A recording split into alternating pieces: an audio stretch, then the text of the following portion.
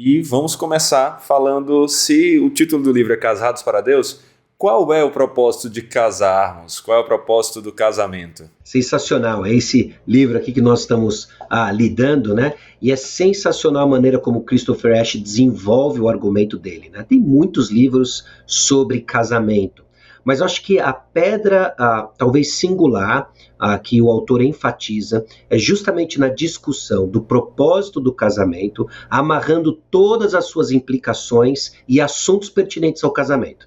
Então ele diz assim, por exemplo, eu vou ler algumas citações aqui que eu separei do livro, né? Lá na página 33 ele vai colocar o seguinte: precisamos de um propósito unificador da parte de Deus para manter o pensamento unido. Isto é, precisamos conhecer o grande propósito divino ao nos fazer homens e mulheres. E aí ele distingue a partir da criação o propósito para o casamento além do próprio casamento. Isso é fantástico. Faz uma diferença gigantesca no dia a dia, como nós encaramos o casamento e como você que trabalha também com casais pode encorajar casamentos a pensar o seu propósito além de si mesmo, né? Então ele coloca, olha, o porquê de Deus é mais importante do que o nosso porquê para o casamento. Pessoas se casaram por inúmeras razões, pessoas se casaram com propósitos pessoais, mas nós precisamos parar para ouvir o propósito de Deus para o casamento.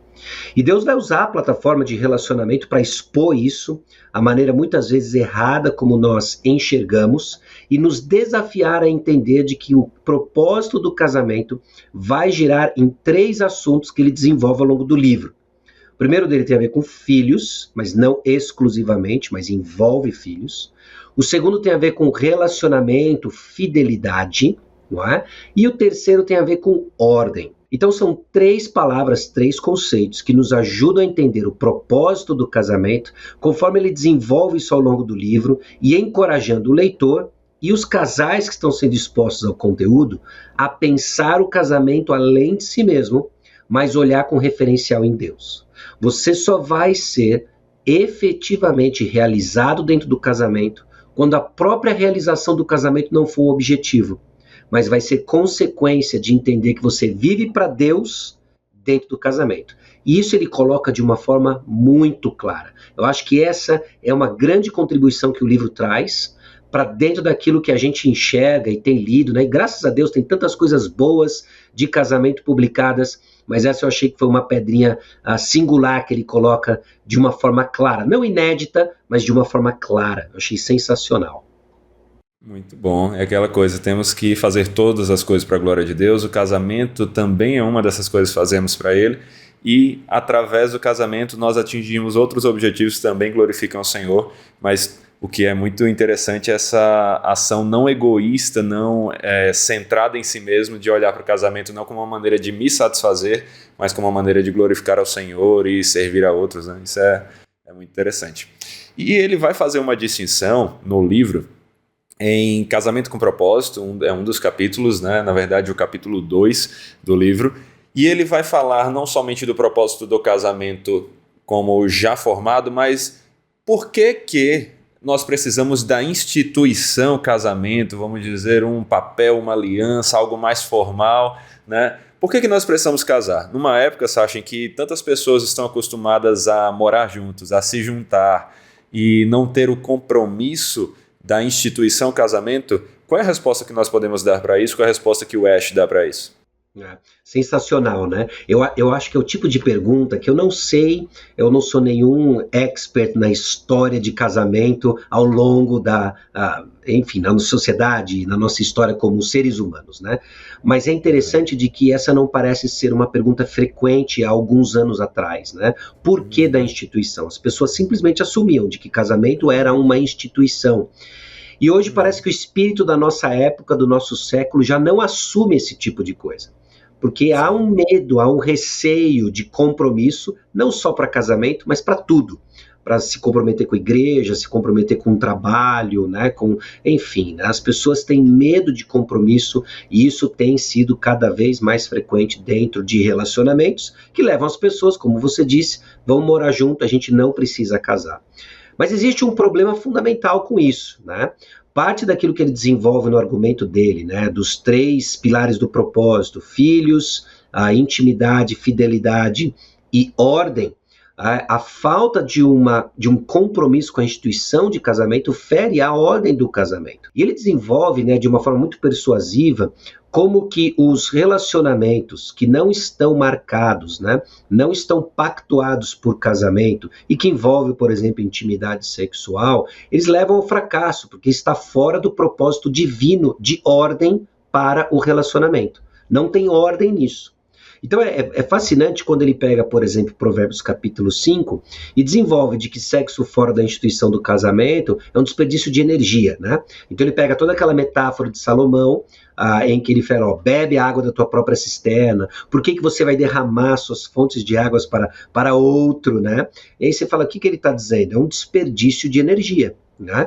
Então, o sexo fora do casamento, o sexo fora desse contexto seguro de compromisso e ordem, vai levar ao desperdício de energia. E na sequência, ainda explorando Provérbios, né, e aquela tríade, né, aqueles 3 capítulos, 5, 6 e 7, ele fala de que o sexo fora do casamento gera ciúmes, né? Não só no que se antecipou ao casamento, não só o presente no casamento, mas o que se antecipou. Gera e cultiva no nosso coração uma suspeita, um ciúme, né, que nos leva a entender de que, olha, existe algo fundamentalmente errado, ainda que as pessoas falem que, olha, mas parece a mesma coisa, mas não é a mesma coisa. Quando se existe um compromisso firmado diante de Deus e dos homens, não é? Estamos casados, né? Estamos casados e temos um compromisso. Deus projetou assim, isso deveria ser cultivado. Então a instituição do casamento ela é importante, né? E a decisão de entrar voluntariamente num casamento já chama a nós uma postura diferente, já chama a nós uma postura de obediência e submissão à ordem divina criada, né? Então nós não devemos desprezar de forma alguma a instituição do casamento e não substituí-la por qualquer invenção humana, né? Então, enfim, vale a pena dar uma olhada e uma pincelada como ele desenvolve isso, né? E uma argumentação que a gente precisa ter cada vez mais forte e clara para nós, porque essa é uma tendência fora da igreja e, infelizmente, uma pressão para entrar dentro da igreja. Sim, sim, com certeza. Inclusive, em algumas igrejas, você vê isso em algumas igrejas que não têm um cuidado tão grande com o que é a membresia ou com a prática da disciplina. Infelizmente, isso já está presente, né? Tem muitas pessoas que às vezes estão ali frequentando os cultos e acham que estão vivendo da maneira correta, glorificando ao Senhor com o seu relacionamento, mas estão juntados e não casados na instituição casamento formalmente falando, né?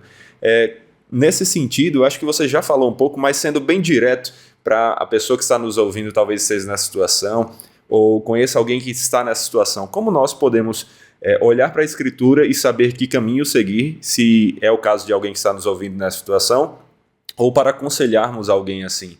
O que é que você acha desse sentido? Sim, eu vejo que tem 2 pontos importantes que a gente precisa observar, né? Primeiro é uma palavra profética e outra pastoral, né? Por profética eu digo, a condição que você se encontra é uma condição de pecado. Se você mora com alguém, né, se você tem e desfruta de um relacionamento sexual, né, aquilo que o pessoal chama de sexualmente ativo, fora da aliança do casamento, a sua condição ela é de pecado, né? E você precisa, então, urgentemente, né, para ontem, não é? Caminhar para sair dessa condição e estar numa condição que está submissa à ordem criada por Deus, que é o casamento. Então, essa é a palavra profética, né? A palavra pastoral é que existem inúmeras implicações numa situação como essa, né? Algumas pessoas vivem juntas por anos, né? Elas têm até aquilo que a nossa sociedade coloca de união estável. Existem filhos como fruto desse relacionamento, existem negócios, existe uma vida compartilhada, mas não é casamento. Então, muito cuidado para não pegar a palavra profética, né, e simplesmente agora sair de casa correndo, né? Aí entra a sabedoria pastoral, que eu encorajo você que está ouvindo, está nessa condição de humildemente e abertamente se submeter à liderança de um pastor que prega biblicamente a palavra, que tem o interesse de ver o povo seguindo a palavra de Deus, e fala, pastor, eu entendo a minha condição, eu preciso de ajuda. para caminhar agora num caminho para a glória de Deus. E aí tem um monte de implicações isso, né? O cenário ideal é que o casal busque junto, de que o casal regulamente essa situação, case, né, diante da lei dos homens, e que tenha uma cerimônia invocando a bênção do Senhor. Ótimo, glória a Deus por isso, né? Mas a gente sabe que às vezes isso parte de um dos parceiros, né? E não necessariamente de ambos. Por isso a sabedoria pastoral, para caminhar com você na busca de um caminho que vai agradar ao Senhor e que vai dar um bom testemunho que o Evangelho está operando no seu coração.